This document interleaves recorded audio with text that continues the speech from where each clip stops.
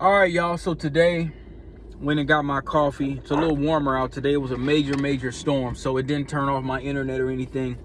What I wanted to do is something I want to talk about, and I don't really have a bunch of numbers right now.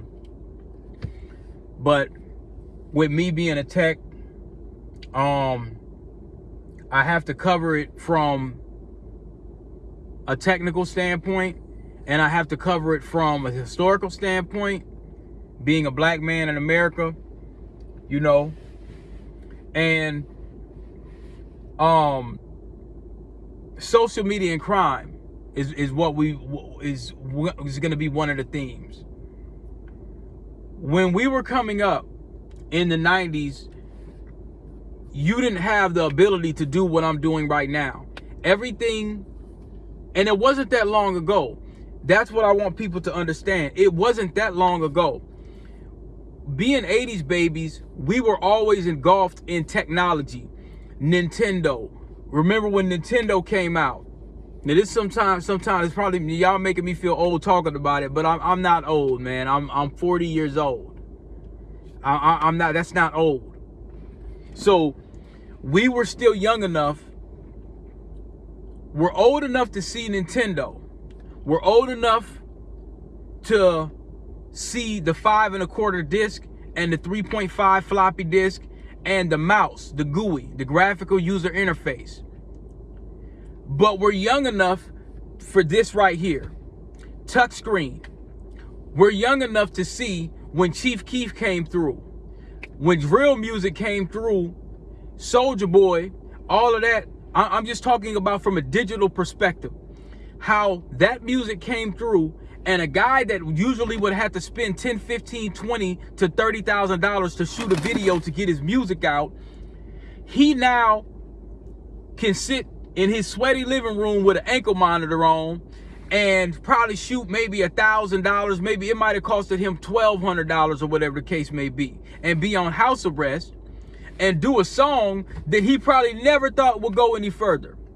Now, here's what some people would say. That music's horrible.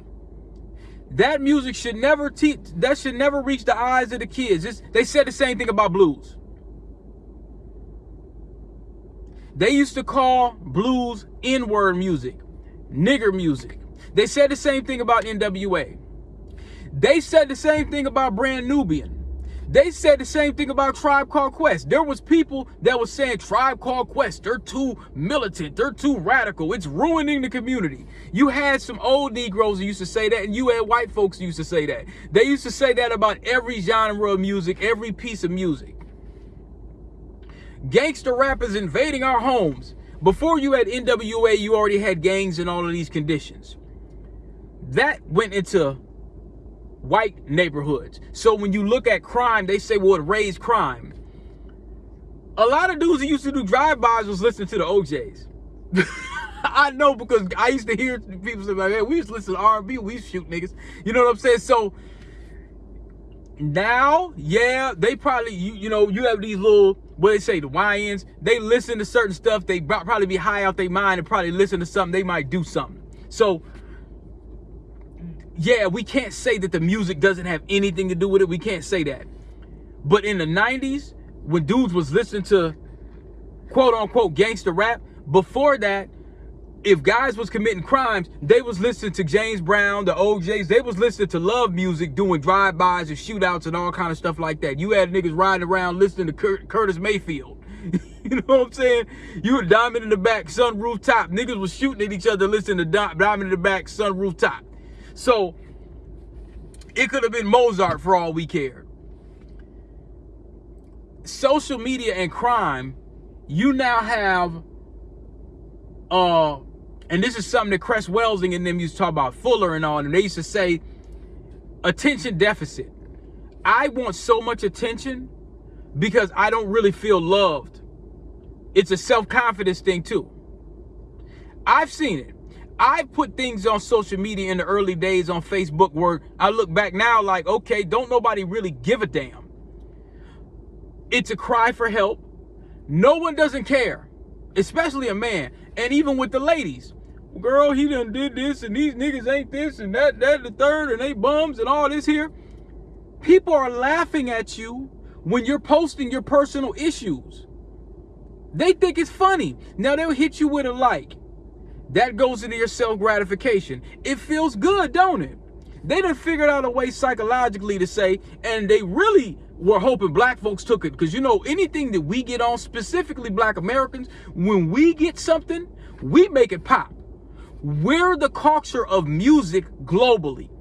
So if we get on there and we do anything, the world follows. That's not for debate. Our music, our food, our culture, there's nothing that we don't do here in this land that is not emulated elsewhere. Why is that? So if you get a whole bunch of Negroes to get online and start doing something, yeah, the algorithm people watch. Whether it be a fight, whether it be some hair, whether it be some ratchet stuff. Viral.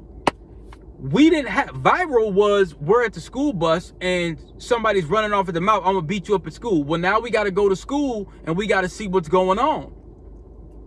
If you're talking stuff at school, viral was basically people talking, word of mouth. You still got word of mouth, but now you have this.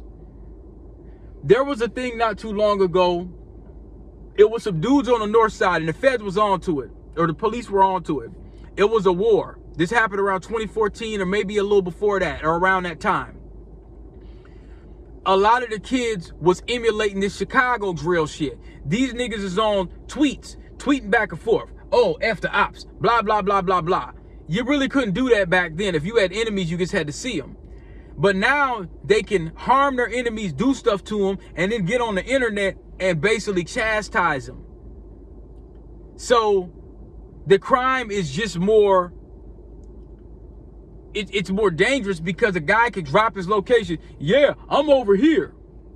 I'm over here. Come see me. And dudes have actually lost their lives by going live. You've seen it 1,000 times. They'll go live. They'll taunt. It's taunting. So it's an intimidation tactic. Well, I just got one of your homies over there. Come get some get back. Come get us back. And you have different cities that caught on. The first city that it started in, quote unquote, they say it would be Chicago. That turned ops, all the words. Chicago's very influential when it comes to music, words, all of that. People started using certain words for weapons. They started using certain words for this. They started using certain words for that. The rest of the country catches on. Negative or positive, it's gonna catch on. It's an influential city. You have even, let's just take drill out of it. The fast rap, double time, that came from Chicago. All these guys that rap double time, even the Migo, all of those guys that was rapping double time, they were getting that from Chicago or they were getting that from Memphis. Drill is just slowed down crunk. That's from Memphis, Tennessee. You see, any crunk, any of that current Atlanta music that's going on, I'm just talking about history here, that came from Memphis, Tennessee. You had a lot of legendary people from Memphis, Tennessee, outside of just 3 6 Mafia, Playa Fly, and Gangsta Black, and all of them kind of people. You had a lot of legends that created music. I believe Curtis Mayfield was from Memphis, Tennessee. Was Isaac Hayes from Memphis, Tennessee? I think Curtis Mayfield was, and as many others. Memphis was a birthplace of, I mean, hell, you got Elvis. Where'd Elvis get the game from? He didn't get it from himself. He got it from us. The Freedmen. He got it from here. So the music, in a way, kind of went hand in hand. So we getting back to social media and crime. If you say drill music, and then now going back to Minneapolis, you had dudes, they were going around, they went and got them some locks. Why? Because Chief Keef and them had it. So they didn't really want to do their own identity here in Minneapolis. They wanted to act like those dudes. They figured, well, hell, if I just get on the internet and go back and forth and we have a couple shootouts and we rap, we could duplicate Chicago. But the rest of America don't really want to hear no drill person from Minneapolis. The only people, let me tell y'all something. The only people that they really want, that folks probably would be more apt to hearing far as music from Minneapolis would have been guys like John Ray, and then the guy from St. Paul, them East Side niggas. He had a song that was pretty good. That's kind of like more of that drill stuff. I'm just talking about the music. I'm not talking about whether, well, we shouldn't be listening to it. I'm saying, is this something culpable that people would like outside of our town? He kind of made a little noise. Some dude from East Side St. Paul. So, but generally, a lot of people, they want to hear where you came from. Now, a lot of that stuff, the music, a lot of the style is going to bleed over from Illinois to here because there's a lot of people from there. But generally, when you want to hear a homegrown Minnesota artist, you want to hear what's really from Minnesota. But now, because music is global, you could have some drill rapper in damn South Africa. He's talking about the ops and stuff. He ain't got no damn ops. But he's emulating what he's hearing because that's what he thinks works. These guys try to do this here, and a bunch of people end up getting hurt. Over north, there were some dudes sending tweets. Oh, F the ops, blah, blah, blah, blah, blah. The police had got wind of it. They were watching these dudes getting ready to commit the crimes, but they didn't stop it. This was the thing. Go to brother right there. They knew that these crimes were going to happen. I think they had like some kind of phone tap or some technology or whatever like that. But they were going on social media and they were taunting their ops. This happened around 2013, 2014. I'm going to see if I can pull up the article too and put it in. I got to figure out how to put the articles. I wonder if I could do it where I could put the articles like right in between. I'll figure it out where I can put the articles right in between and then move them to where, you know, how I used it with Clipchamp right on the phone, because I want to start using that more. So now, I noticed the shift, and I covered this a little bit. When we were buying CDs, now, when there was Napster and all of that going on, I remember DJ Drama got raided, and I think they tried to put a RICO on him or something like that. That was well before social media. So social media was like our mixtapes. The mixtapes were word of mouth. Now, I want y'all to kind of get an understanding of how Minneapolis was when I was coming up. You still had the CDs. People were using iPods eventually, but dudes were still having the CDs. Let me show you something. I want y'all to see something.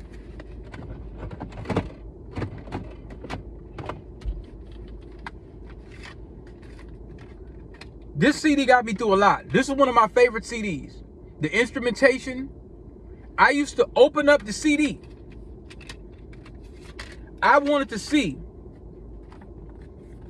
This is what I want to see. This is what we used to pay for before social media. This was artistry to us. We wanted to see the thank yous. We appreciated going to Fifth Element, going to Electric Fetus. I want my Minneapolis people to really chime in here. I wanted to see who was on the publishing. Guitar sound from Zay for Cadillac on 22s. Medicine Cabinet, Baton Rouge, guitar by Zafar Zood. Recorded by Avery Johnson, the Access Studios, mixed by John Fry by Stan Konia. I used to see John Fry on a lot of different stuff. Keyboards by Robert McDonald. Contains resung elements from Stop Playing Games, written by Primo Smith. So Lil Jon appears courtesy of TVT Records. We used to go and we used to read this like the source. When we go, let me tell y'all something what we used to do. We used to go to all these stores and take the bus. We want to open up. This is what we paid for. They said the artist he said he was getting $7 a CD. This is what we used to pay for. I grew up listening to Sketches of Spain, Miles Davis. This is what we used to have, y'all. These some old Mike Titan beats. This is Fabulous Soul 3 mixtape. I still keep this stuff. I was gonna get on this. This was a single that I do when I was doing music. When I was doing music, I made a song about diabetes. Now, when you look at that, and this was years ago, that's real. That was me. I was getting so damn stressed out with work and stuff like that. I ended up in an ambulance. Where did that come from? We can't be stopped, the Ghetto Boys. I took a picture when I was in the ambulance, and I had the picture, and I said, well, damn, I'm about to make a song about this shit. These were all on CDs, y'all.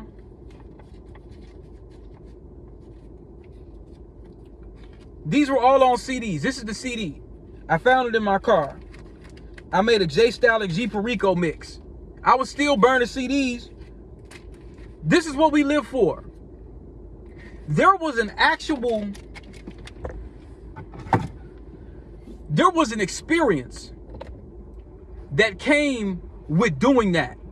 Getting up and see here, and this is what a lot of, you know, I don't really want to get on the young folks like it's an issue. It's not y'all's fault. It's our fault and the people before us. It's not y'all's fault. The young folks right now, this ain't your fault. This is our fault and the folks before us. We didn't do what we were supposed to do. There was an experience when we used to get up, have to walk to the bus stop, wait on the bus. You might be waiting on the bus. You will see a bad broad. Happen all the time. I walk up to the bus at the bus stop. You gonna see a badass broad. Now you're learning. Now you're getting your communication skills. You learn a power dynamic. Is your shoes? You know? Are you creased up? Is your hairline straight? Is your breath on point? You got a little money in your pocket. You got a little confidence. You get on the bus. Where are you going? I'm about to go get that new David Banner. Or sometimes I hit the chicks with, I'm about to go get that Sketches of Spain. What's that? Miles Davis, jazz. And some women be like, oh, I don't listen to no jazz. Some women be intrigued. Like, what? You grew up on orchestra? You grew up on Mozart? Florence B. Price? Some of them be like, hey, call me. You a little different than them other niggas. Get on the bus. Go over to Fifth Element. You got to take 2 buses. You got to take the number 2, then you got to take another bus, or you could just walk down Lindale or Hennepin or whatnot. You go down there. Oh, it's raining. Don't matter. You still going. It's cold. Still going. Freezing cold outside when this came out. When I heard about this, this is when the internet started getting interesting. I heard about foreign exchange. Let me tell you about foreign exchange. We heard about Little Brother, Ninth Wonder, got hooked on that. Then we heard about a European producer called Nicolay. Well, Fonte from Little Brother, what he ended up doing, he was on OK Player or one of these websites on the forum. This is when the internet started to really, you know, because we had Napster, remember, we had all that. We were still buying CDs. We were still buying CDs. This is before social media, y'all, so I'm kind of taking y'all through it bits and pieces. We still buying CDs. So, now, keep in mind, there was no forum to really argue back and forth and talk mess. When you talk about crime and stuff like that, there was no forum back then to do that. You still had to see each other. That stuff didn't really start happening until late 2010 and stuff like that. There was no big forum for y'all, for you to, it ain't caught on just yet. Streaming came later. It wasn't much later, but it was enough time, you know. So now, we listening to Lil Brother around this time. I'm still listening to my 3 6 Mafia and all that kind of stuff, Do or Die, Twista especially, hell yeah. So now, look, Fonte goes over and starts emailing Nicolay, and then they come up with foreign exchange, sending wave files back and forth, because they probably been using Pro Tools or whatever the case may be. But that album came out, I think, 2004. I went to IPR in 2003. Okay? So, I noticed when I started kind of driving in 2008, And as my career started to kind of take off a little bit, still get my feet wet, I really didn't start making no major moves until 2014. I'm talking about that was like mid-level in my career when I actually started seeing the money that I was supposed to be getting.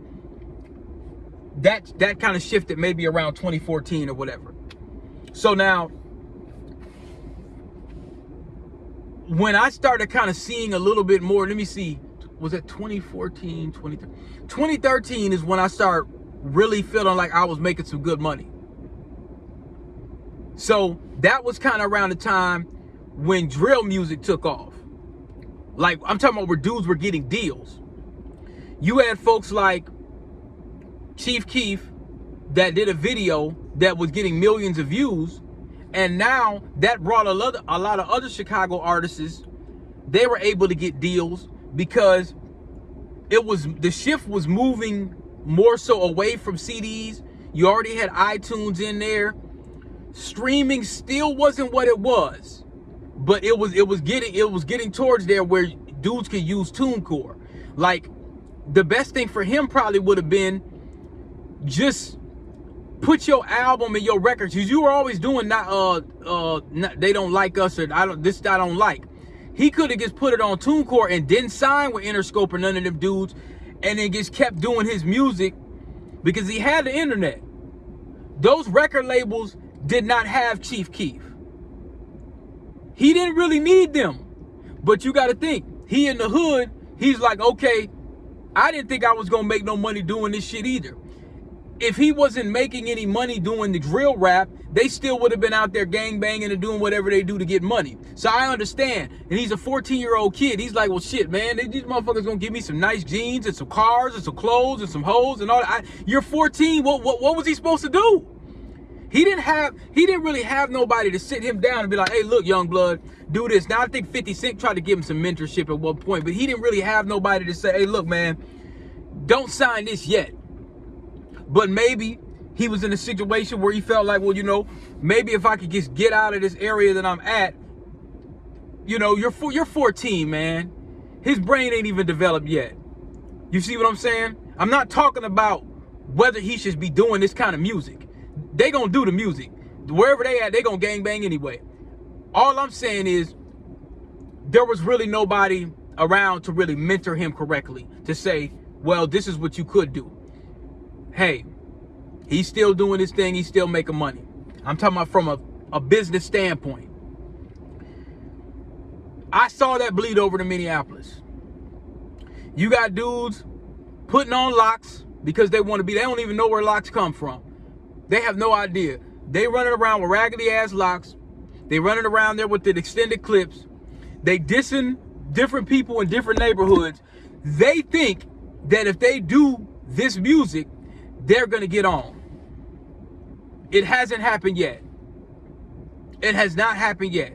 All that's happened is a whole bunch of Ricos and a whole bunch of people going, and a whole bunch of people that's dead. Now, there's some people in Minneapolis, they're not gonna like me saying that, but has anything happened besides that? That's why I say, what is Minneapolis culture? Mint condition, sounds of blackness. Gordon Parks, get you a cinematographer. Jimmy Jam and Terry Lewis. Prince. I'm telling y'all, that's what people will want to hear. That's what people love out of here. That's what people are going to want to hear. Thermo King, Frederick McKinley Jones, they want to hear that story. They don't want to hear drill rap. They can just go to Chicago. They don't really want to hear it. They'll hear it up to a certain extent. But the thing is this is a small city. You gonna get killed. I'm telling y'all doing that kind of music and you dissing the dead and all this kind of stuff, they still doing it, they gonna die. They gonna die.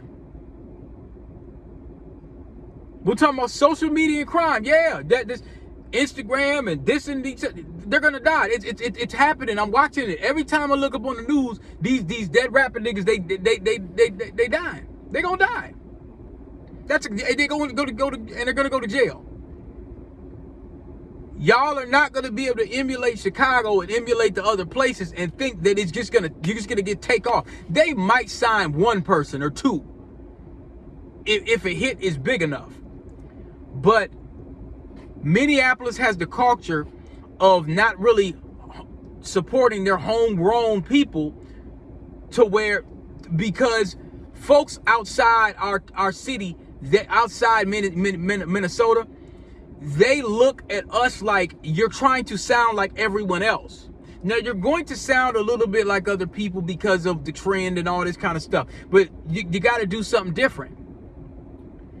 Allen Kingdom was able to do something, and I'm hearing he's doing some big things with all kinds of like community centers and stuff like that. Allen Kingdom, he made it because he was doing something a little different. Those white guys, them dudes actually hit billboards. Them white dudes, that's our biggest artists from rap. I'm talking about the biggest that actually made money. Them dudes probably millionaires right now. It's some white guys. Rhyme sayers. The world could see, when they think about Minnesota, they like, okay, the Minnesota Vikings and a bunch of white boys. Now it's black folks here, but now they hear George Floyd, and they hear about Philando, and they hear, and there's certain things, people know. But other than that, when you think of Minnesota, other than those things and the Vikings and stuff like that, you just think a bunch of white boys with a bunch of lakes and mosquitoes. That's what people think. Because when I used to go outside of Minnesota, hey, you from Minnesota? And if I jump up and say, yeah, nigga, I'm a gangster, I'm this, I'm that, nigga, what? That sounds like LA and Chicago. Now, you have that element here, of course. But folks is like, that's not what you're known for. You're known for Prince. You're known for the cherry and the spoon. So people outside of Minnesota, they'd be like, okay, well, rhyme sayers, yeah, I could dig that. Some white boys that went to college. People will honor that. Because see, once you go outside of Minnesota and you rapping and doing this gangster shit, some folks want to see it. There's places outside of Minnesota, LA, Chicago, New York, Louisiana. Look at our prisons. Our worst prison ain't as worse as Louisiana's most minimal prison. People don't believe you because they know the pain and the pressure in other places is much greater. I'm not saying that we don't have it here. I'm just saying that when people look at Minneapolis, yeah, we had the murder rate in 94 and stuff like that, but people do not identify with crime and gangs because they know that before different people moved here, Minneapolis was a different place. They know that. Don't nobody want to hear a shoot 'em up person from Minnesota. And see, here's the issue. Now, once you start doing that music, and then Ricos start coming, what do a lot of niggas in Minneapolis do? They rat. I'm from Minneapolis, I know. That's what they do. Folks outside of our state always talk about that, man, them niggas be ratting. They don't want to do the time. Why not do something? Why not do, I'm telling y'all, so people will support it. Prince, Jimmy Jam, Terry Lewis. We talking about social media crime, y'all. It will go viral. Cherry in the spoon. Throw some funkin' in mint condition, some Morris Day. Get a Gordon Parks. Find you a Gordon Parks, a director from St. Paul. Tell the story. Tell the real story. It doesn't have to sound like drill music. Because I'm telling y'all, you're not going to live. You're not going to live doing that kind of music. So my question back to social media and crime, from what I see it happens in all of the cities. But social media here, oh man, it hit us different because we not used to seeing stars. When Cardi B comes and Beyonce and all these people, we don't know what to do. You'll have a million black folks we don't know how to deal with stars. Niggas be fainting. Let me tell y'all a story, man. This probably will hit different. I remember this.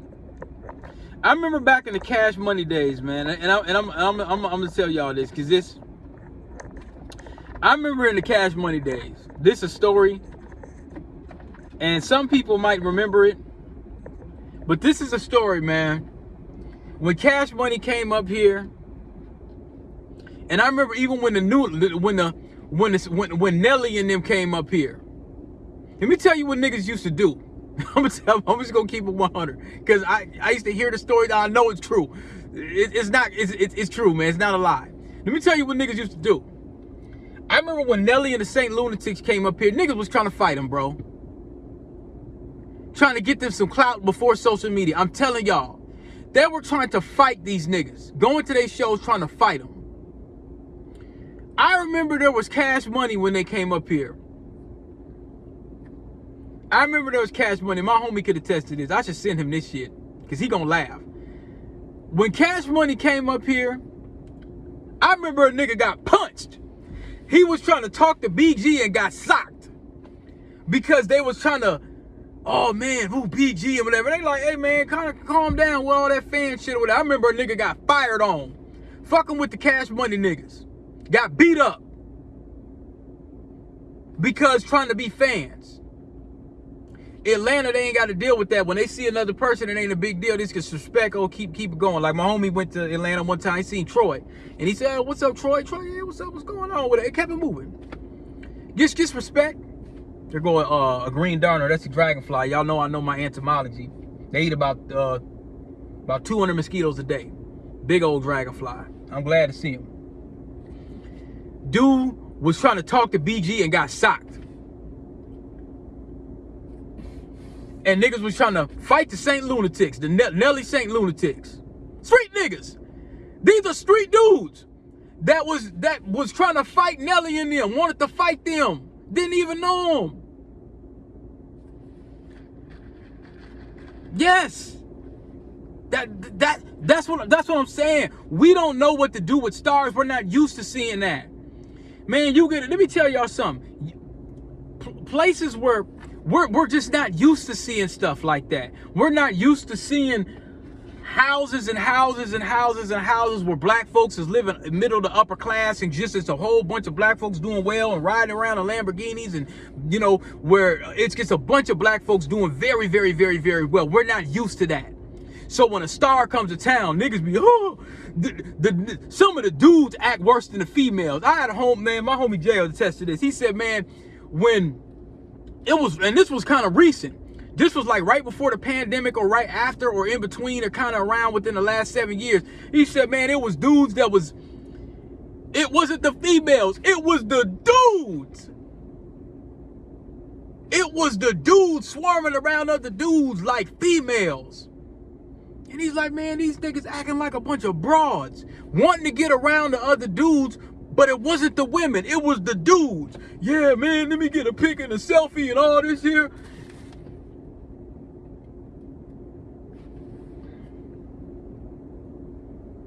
Yeah, I did Titan, you right, man. Yeah, this fucking music, I you know what? Yeah, it done ruined us. Yeah, this gangster rap shit, maybe this shit, yeah, maybe this social media, yeah, you might be right, bro. This shit messed us up. I mean, you got whole dudes.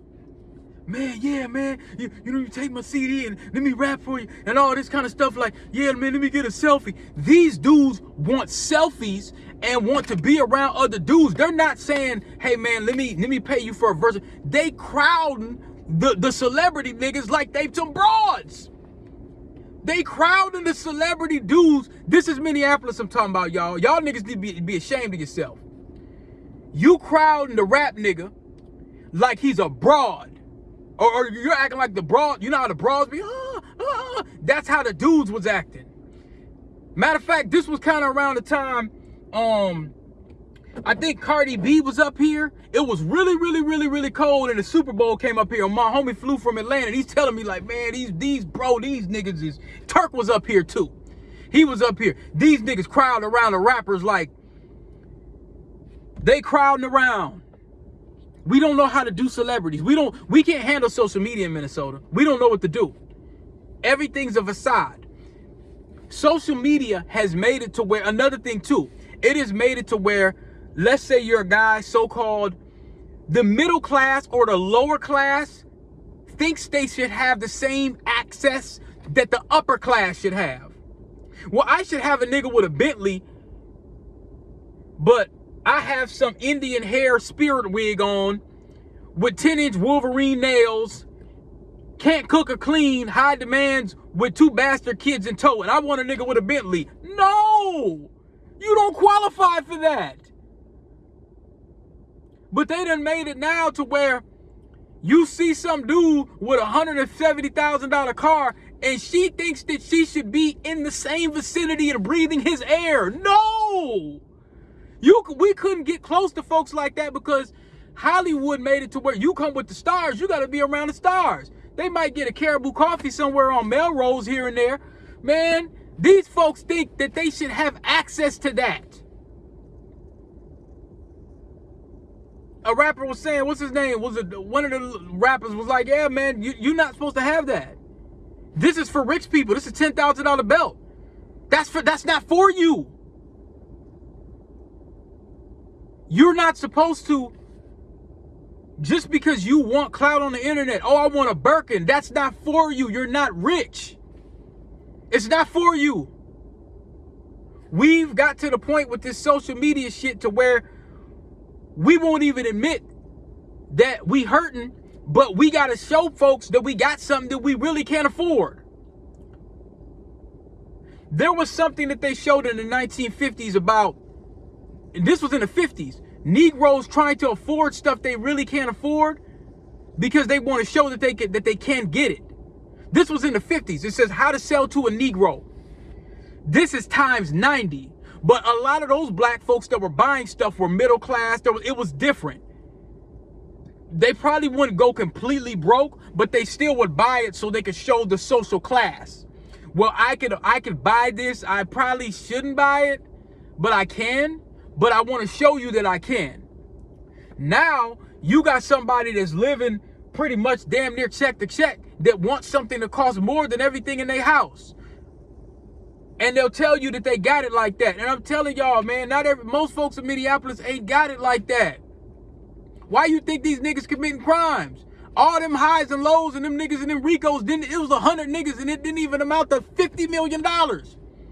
When BMF went down, that nigga was worth $100 million. BMF was worth about $300 million. These niggas wasn't even worth $70 million. It's 70 niggas and the Rico ain't even worth $50 million. And everybody about to go do life.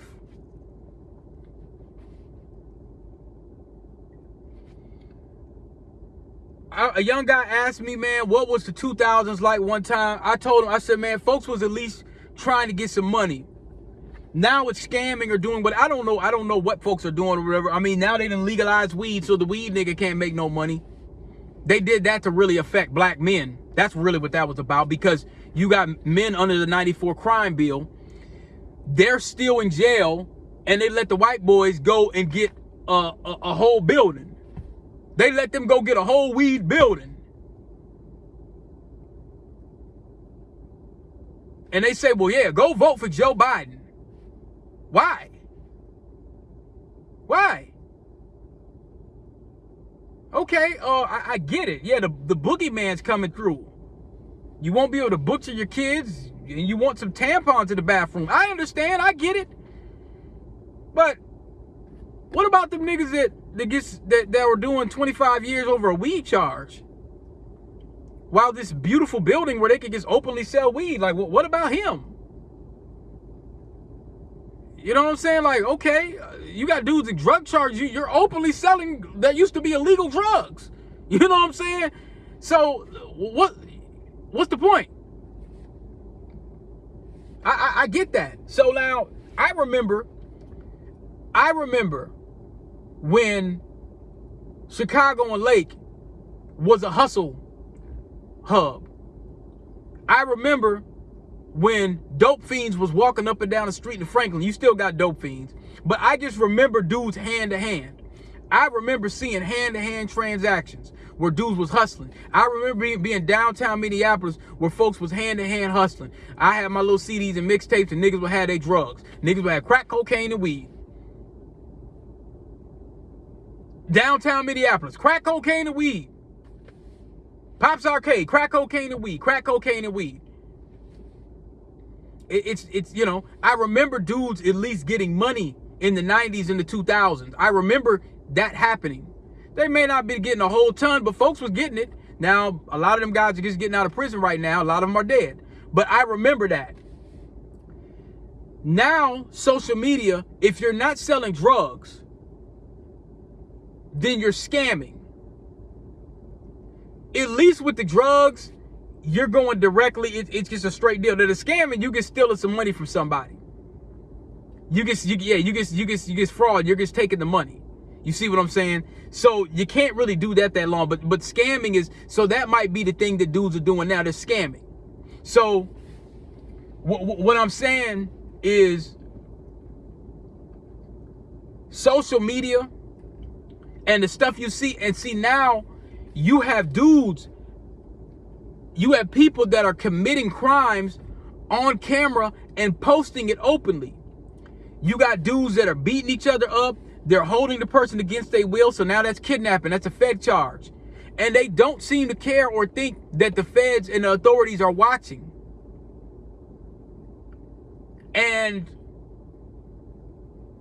it affects our kids when you have, for example, now that we have social media, at one point with BET and MTV and stuff like that, you might watch somebody like Lil' Kim and they'll show certain things or they'll cut it out or whatever. Like, but now you have the Sukianas and the Cardis and all. You have open porn on YouTube where the kids can access it. Now you're able to show weapons and guns and stuff like that. And some dudes been drawn back on that because there's been indictments. But I remember when dudes would just show them. And when I was coming up, I don't remember really seeing no weapons. I remember a few times I've seen weapons, but dudes didn't really brandish the weapons. You might see a dude and he's walking and he got the weapon, but I don't remember older guys brandishing weapons. I know that they had them because I've seen them. But when I was coming up, I just don't remember. I don't remember guys talking about weapons. I've been in rooms full of dope, refrigerators. I remember seeing that, but I don't remember guys talking about weapons, and I don't remember guys talking about what they gonna do to somebody. I remember skirmishes. Well, man, so and so did this to so and so, and we might have to, when we see him or whatever. I remember hearing things like that here and there, but I don't remember it being just a big, everyone has to know. That wasn't our world. So this social media, and I watch it too, man. And I probably shouldn't be watching it and laughing. World Star was one of the worst things. Some dude from Haiti or something created that, or that was, World Star was one of the worst things. That's when I stayed out, and I watched it too, man. I ain't gonna lie. I used to watch that shit. I used to watch it and laugh. I was part of the problem too, man. I was part of the problem and still am to a certain degree. I'll be sitting there looking at the Twitter like, damn, some of this is funny. It's not funny, but it's funny as hell. You be looking like, so there's some things that we're able to see. Now we get to see who these Sambos are to be shutting down reparations and crime bills for black folks. And we get to see who the Negroes are. We didn't get to see who the Coons and the Sambos were. That's one good thing about this social media. You get to really, really, really see who these people are and what they stand for. You get to hear them. So you could be like, yep, that nigga right over there. So you get to see these things, and you get to see how to build stuff. You get to see survival tactics. You get to see environmental stuff. So here's the thing, y'all. You can't have it both ways. That's one thing I had to understand. When somebody asked, well, DP, do a crime. Give me your intake on crime and social media. You can't have it both ways, because now that's censorship, and I don't support that. You gonna censor DP. I can't say what I want to say now, but then you got some pervert where they can promote perversion of children. So I can't, there's how do you gatekeep that? I can't gatekeep that. Everybody has a voice. Everybody gets to say what they want to say or do whatever they want to do. So you have one side where you have the so-called, they used to call it gangster rap back in the day. I just call it drill or op music. I'm gonna go call it op music. You have the op music and the op, you know, and usually, I'm gonna tell you what that classification usually is. Now with social media, you have, I'm talking about the people that co-sign that BS. I'm talking about the behaviors. The Wolverine clawed, spirit hair, spirit animal horse haired, triple baby daddy, triple STD, belly button hanging out, big 350 beluga whale belly button hanging out with the crop top belly. You know what I'm saying? That conglomerate. The smoke your dead ops. We're talking about one. We're not talking about all black folks. We're talking about one fist, which is a small percentage compared to blacks, but it's already too damn much. It's enough. You have that. The collard green Harris crowd, that kind of wraps up in there. That kind of wraps up in there. The butter boule brisket crowd, that some of them kind of, the Popeye chicken Negro spiritual, that's kind of in that crowd. You got another side of social media. Pull up your bootstraps Bob, 4chan Bob, Donald Trump Bob. You Negroes don't need no reparations Bob. Storm the Capitol Bob. Second Amendment Bob. Pro-life Bob. You see what I'm saying? You'll have some of that conglomerate. And then you have another one too. You have, here's the other conglomerate. Let me see if I can get this up. Is it over? No, it's still going. Then you have another side of social media too. You have the Mars plebiscite. Get reparation from Mars, donate to my school, or you know, you have that. You have that conglomerate, and you have the tech conglomerate too. You have the constructive, we're going to use science, we're going to use math, we're going to have constructive conversations on how to build things, so-called better world, environmentally friendly, you have that too. You see what I'm saying? So you have these different umbrellas of social media.